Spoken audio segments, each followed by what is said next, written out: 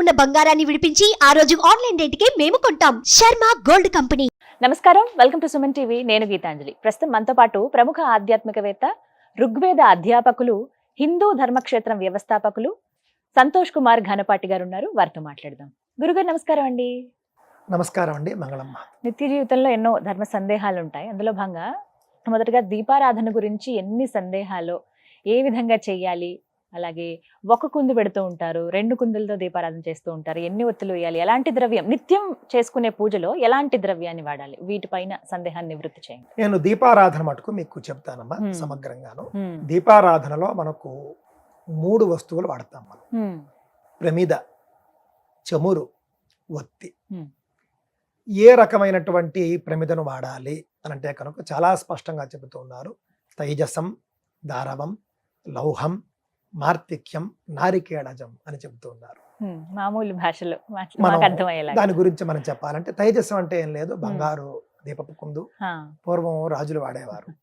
అది కూడా బంగారం మరి వేడి తగిలితే కరిగిపోతుంది కదండి అంటారు మీరు. అది తగలకుండా చక్కగా దీపం మాత్రమే, పైగా బంగారు దీపపు కుందు ఆ దీపపు కాంతిని రిఫ్లెక్ట్ చేస్తుంది కదండి. అందువల్ల అది రాజులు ఎక్కువగా అది వాడేవారు. ఆ తర్వాత వెండి దీపపు కుందులు వాడవచ్చు. ఆ తర్వాత ఇత్తడి, రాగి, కంచు దీపపు కుందులు కూడా వాడవచ్చు అని చెప్తూ ఉన్నారు. రోజు పూజ చేసుకునే వాళ్ళు ఇత్తడివి ఇవి కూడా పెట్టుకోవచ్చు. ఇత్తడివి పెట్టుకోవచ్చు, రాగి, కంచు. దీంతో పాటుగా ఇంకా మట్టి ప్రమిదలు, మార్తిక్యం అంటే మట్టి ప్రమిదలు. ఇంకొకటి కూడా చెప్పారండి, కొబ్బరి ప్రమిదలు చెప్పారు. నారికేళజం అనే పదం వాడడం ద్వారా నేను అనుకోవడం కొబ్బరి కురుడీలు అని నేను అనుకుంటున్నాను. అంటే కొబ్బరి కురుడి వచ్చేసిన తర్వాత దాన్ని నీట్ గా మనం ప్రమిద సైజులో చిన్నగా కట్ చేయొచ్చు, దాంట్లో చేయవచ్చు. అవునండి, కొబ్బరి కురుడి అంటే నారికేళజం అని చెప్పడం ద్వారా కొబ్బరి చిప్ప కాదు, అలాగే పచ్చి కొబ్బరికాయ కూడా కాదు, ఎండు కొబ్బరిలో మనం చక్కగా దీపారాధన చేసుకోవచ్చు. ఇన్ని దీపపు ప్రమిదలు మనకు కనిపిస్తుంది. చమురులు విషయానికి వస్తే మొట్టమొదటి స్థానంలో ఉండేది ఆవు నెయ్యి. ఆవు నెయ్యి తర్వాత నువ్వుల నూనె. ఈ 2 ముఖ్యమైనటువంటి చమురులుగా చెప్పారండి. ఈ రెండిటినే ఉంచుకోమన్నారు ముఖ్యంగా. ఇవే ఉత్తమమైనవి అని చెప్పారు. సరేనండి, అవి మీకు అవకాశం లేదు, మరి ఇంకేం లేవా, ఉన్నాయి. ఆ తర్వాత సార్షపం అని చెప్పడం ద్వారా ఆవ నూనెతో కూడా దీపం పెట్టవచ్చు. అలాగే కొబ్బరి నూనెతో దీపం పెట్టవచ్చు. ఆ తర్వాత ఇంకా చెప్పారు వేరుశనగ నూనె కూడా దీపం పెట్టవచ్చు. అలాగే వీటితో పాటుగా కొన్ని ధాన్యాల నుండి తీసే వివిధ నూనెలు ఉన్నాయి. అవన్నీ కూడా వాడచ్చు, వాడకూడదని ఏం చెప్పలేదు. కానీ స్థాయిలు చెబుతూ వచ్చారు. ఉత్తమం ఆవు నెయ్యి మరియు నువ్వుల నూనె. మధ్యమం దగ్గరకు వచ్చేసరికి ఆవ నూనె, కొబ్బరి నూనె, ఇవన్నీ కూడా చెబుతూ వచ్చారు. ఆముదం మాత్రం సహజంగా మన వాళ్ళు వాడరు, అది అపశకునంగా భావిస్తారు.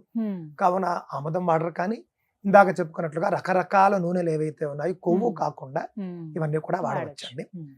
నూనెలు విషయం మనకి స్పష్టమైంది. ఒత్తుల విషయానికి వచ్చేస్తే తామర ఒత్తులు ముఖ్యంగా చెప్పారండి. తామర ఒత్తులు మీరు తామర పువ్వుని తీస్తేనండి, మళ్ళీ తామర పువ్వు వేరు, కమలం పువ్వు వేరు, 2 తేడా ఉంది.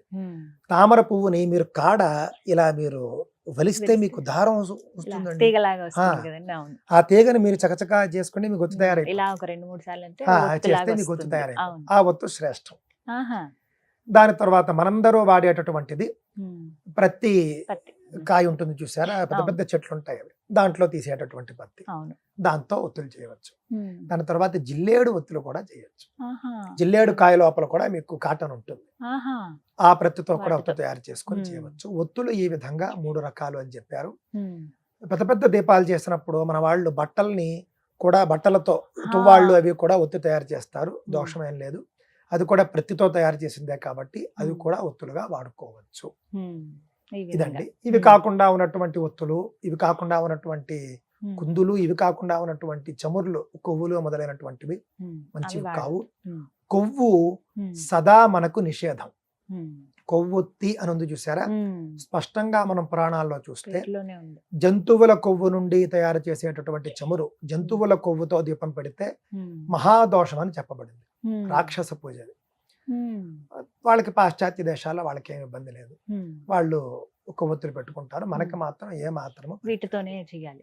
దీపం ఈ సమయం అంటూ ఉంటుందా అండి ప్రతిరోజు నిత్య దీపారాధన విషయంలో? ఈ ప్రతిరోజు సమయానికి కూడా దీపం పెట్టాలి. దీపారాధనకు శ్రేష్టమైనటువంటి కాలం సూర్యోదయానికి ముందు, సూర్యాస్తమయం తరువాత 48 నిమిషాలు. అంటే ప్రదోష కాలం అని మనం అంటాం చూసారా. అవునండి. సూర్యోదయం ముందు 48 నిమిషాలు, సూర్యాస్తమయం తర్వాత 48 నిమిషాలు దీపారాధనకు శ్రేష్టమైన కాలం. అంతే. అలాగని చేయలేకపోతే మానేయకండి, ఎప్పుడు వీలైతే అప్పుడు చేయండి. ఒక్కసారి దీపం వెలిగిస్తే చాలా అండి? 2 పూటలు చెయ్యాలా? అంటే 2 పూట్ల చేస్తే మంచిదండి. ఉదయము సాయంత్రము కూడా పెట్టేవాళ్ళు ఉన్నారు, అలా చేస్తే మంచిదండి. 2 సంధ్యలు అని మనం అంటాం. సంధ్యాకాలంలో కూడా దీపారాధన చేస్తారు. సంధ్యాకాలము దీపారాధనకు మంచిదే. సంధ్యాకాలం అంటే సంధికాలం, అంటే నక్షత్రాలు కనిపించవు, ఇంకా సూర్యుడు వచ్చి ఉన్నాడు, ఆ కాలం మాట అండి. కొంతమందిని గమనిస్తామంటే ఆఫీసులు వెళ్ళిపోయి ఇప్పుడున్న ఈ బిజీ లైఫ్ లో రాత్రి 8 గంటలకు అలా ఇంటికి చేరుతారు. అప్పుడు కొంతమంది ఎప్పుడు దీపారాధన వస్తే చేస్తారు. అప్పుడే చేయండి. ఎందుకంటే మానేయడం కంటే ఎప్పుడో ఒకప్పుడు చేయడం మేలు. కావున ఎప్పుడు అవకాశం ఉంటే అప్పుడు దీపారాధన చేయవచ్చు, ఏమీ ఇబ్బంది లేదు. మానేయడం కంటే కూడా మీరు చేస్తున్నారు కాబట్టి మీకు ఎంతో కొంత ఫలం వస్తుంది. ఎన్ని వత్తులతో దీపారాధన చేయాలి? ఒత్తుల దగ్గరకు వచ్చేసరికండి సాధ్యం త్రివర్తి సంయుక్తం అన్నారంటే 3 ఒత్తులు అనేటటువంటి పాఠాంతరం ఉంది, సాంప్రదాయం ఉంది.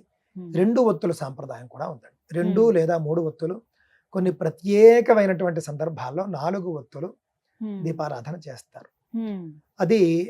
అది ప్రస్తుతానికి అనవసరం, కానీ ఆ సందర్భం వచ్చినప్పుడు చెబుతాను. కానీ రొటీన్ గా చేసుకునే దీపారాధన మాత్రం 3 ఒత్తులు లేదా 2 ఒత్తులు మాత్రమే చేసుకోవాలి. ఇది మాత్రం అందరూ గుర్తుంచుకోవాలండి. అంటే సమయాలు సరిగ్గా కుదరక ఒక పూట అవునండి. చేసి ఏమీ ఇబ్బంది లేదండి, చక్కగా చేసుకోవచ్చు. అయితే ఈ దీపం అనేది ఇంటి యజమాని పెట్టాలని చెప్పి ఇప్పుడు బాగా ముందు నుంచి ఉన్నదేనేమో. అంటే శాస్త్రం ఏం చెప్పింది, ఇంట్లో దీపం అసలు ఎవరు పెట్టాలి? సాధారణంగా ఇంటికి దీపం ఇల్లాలు అనేటటువంటిది మన యొక్క ఒక సామెత లాంటిది, మనకు ఒక వచనం ఉంది. కానీ దీపారాధన ఇంటి యజమాని చేయాలి, ఆవిడ చేయాలి. ఇద్దరూ చెరొక దీపము చేసుకోవచ్చు, అప్పుడే మనకి 2 దీపాలు వస్తాయి. కానీ ఎక్కడ ఇబ్బంది ఎదురైందంటేనండి, ఇది ఆడవాళ్ల పని, మా పని కాదు అని మగవారు విడిచిపెట్టడమే దోషం. అయితే ఇక్కడ ఇంకొక విషయం కూడా మనం గమనించాలి. పూర్వకాలంలో మగవాళ్ళు అగ్నిహోత్రాలు అవి చేసుకునేవారు, కావున వాళ్ళు హోమం దగ్గర ఎలాగో అగ్ని పూజ చేసుకుంటారు కాబట్టి వాళ్ళు ఇక్కడ చేయకపోయినా పర్వాలేదనే అభిప్రాయం ఉండేది. ఇప్పుడు అవేం లేవు కాబట్టి, అగ్నిహోత్రాలు ఎవరు చేయటం లేదు కాబట్టి మగవారు ఒక దీపం, ఆడవారు ఒక దీపం పెట్టుకోవడం మంచిది అనేది నా యొక్క అభిప్రాయం. పూజలు, దీపారాధనలు ఇవన్నీ ఆడవారి పనే, మావి కావు అని మగవారు అనుకోకూడదు.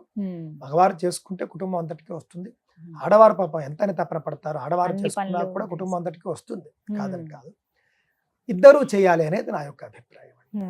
చాలా చక్కగా వివరించారు గురుగారు. నమస్కారం అండి. నమస్కారం అమ్మా, మంగళం.